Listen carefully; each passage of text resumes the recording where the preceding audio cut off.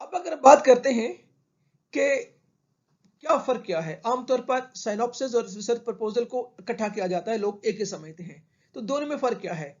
तो हम देखते हैं उनके पर्पस के लिहाज से, कंटेंट के लिहाज से, ऑडियंस के लिहाज से क्या फर्क है। Welcome to my channel. Please video को एंड तक देखें। अगर कुछ लर्न करें तो वीडियो को लाइक करें, शेयर करें और चैनल को सब्सक्राइब करें। अगर हम बात करते हैं पर्पस के लिहाज से क्या फर्क है, what is difference between research proposal and synopsis on the basis of purpose. Research proposal, the primary purpose of a research proposal is outline the detailed plan for conducting a research study. The purpose of synopsis is to provide a brief, concise overview of the main points, elements of a larger document such as a research paper, thesis or book or film. यदि research proposal क्या है, ये एक blueprint होता है, outline होती है जो डिटेल प्लान बताती है कि आप रिसर्च कैसे करोगे।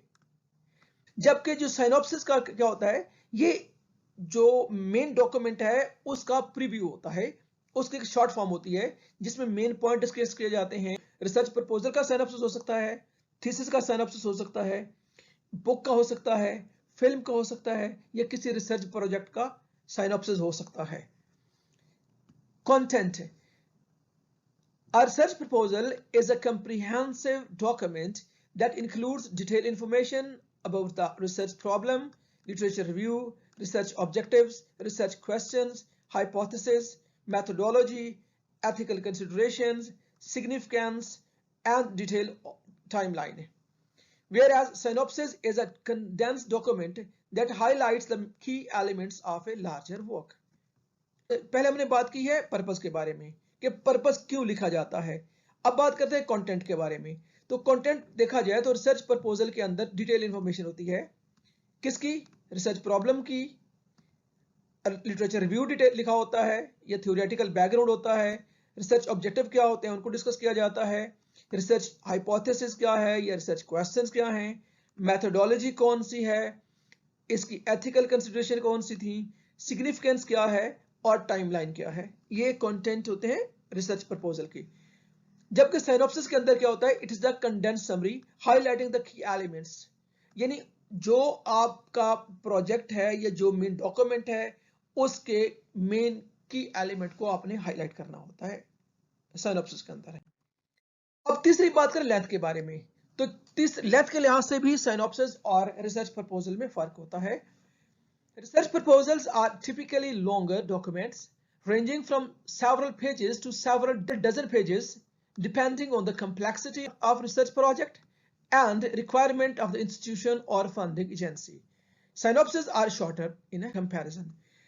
लेंथ क्या होती है? लेंथ जो है वो वेरी करती है। एक रिसर्च प्रपोजल की लेंथ जो है वो चंद पेजेस से लेकर कई दर्जन पेजेस तक हो सकती है, और इसका इंहिसार किस पे होता है कि आपका प्रोजेक्ट कितना कॉम्प्लेक्स है।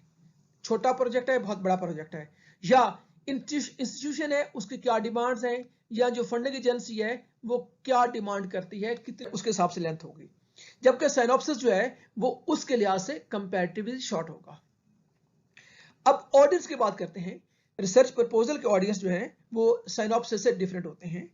The primary audience for research proposals includes academic advisors, review committees, funding agencies. The audience for the synopsis may vary depending upon the context. अब जो रिसर्च प्रपोजल है, रिसर्च प्रपोजल आमतौर पर जो है वो एकेडमिक एडवाइजर्स होते हैं, जैसे आपका सुपरवाइजर हो गया, आपकी कमेटी होगी, रिव्यू कमेटी होगी, वो हो सकती है, या जो फंडिंग एजेंसी है वो हो जाएगी। जबकि साइनॉप्सिस का क्या होता है, ये वेरी करता है। अगर आप फिल्म का साइनॉप्सिस बना रहे हो तो आप प्रोड्यूसर हो सकते हैं, प्रमोटर के हो सकते हैं। बुक का रिव्यू है तो पब्लिशर्स हो सकते हैं। थीसिस का रिव्यू है तो आपके एकेडमिक हो सकते हैं। अगर आपका कोई प्रोजेक्ट का रिव्यू है तो प्रोजेक्ट जिन्होंने दिया हुआ है वो उनके लिए हो सकता है। जो लास्ट जो फर्क है, stage in the research process, several proposals, a research proposal is typically developed at the early stages of the research process before the actual research begins. A synopsis is often prepared after the completion of the work, providing a summary of the key points and findings. अब stages में फर्क है। Research proposal किसी भी काम करने से पहले की बनाई जाती है, यानी काम ने शुरू किया है, उसका प्रोसेस शुरू करने से पहले आप प्रपोजल बनाओगे। जबकि जो साइनॉप्सिस होता है वो आमतौर पर काम करने के बाद, यानी आपने रिसर्च प्रपोजल बना ली, उसका साइनॉप्सिस लिखोगे, थीसिस लिख लिया, थीसिस का साइनॉप्सिस लिखोगे, रिसर्च प्रपोजल बना ली, उसका जो साइनॉप्सिस लिखोगे, फिल्म बना ली, फिल्म का साइनॉप्सिस होगा, मूवी बना ली, मूवी का साइनॉप्सिस होगा।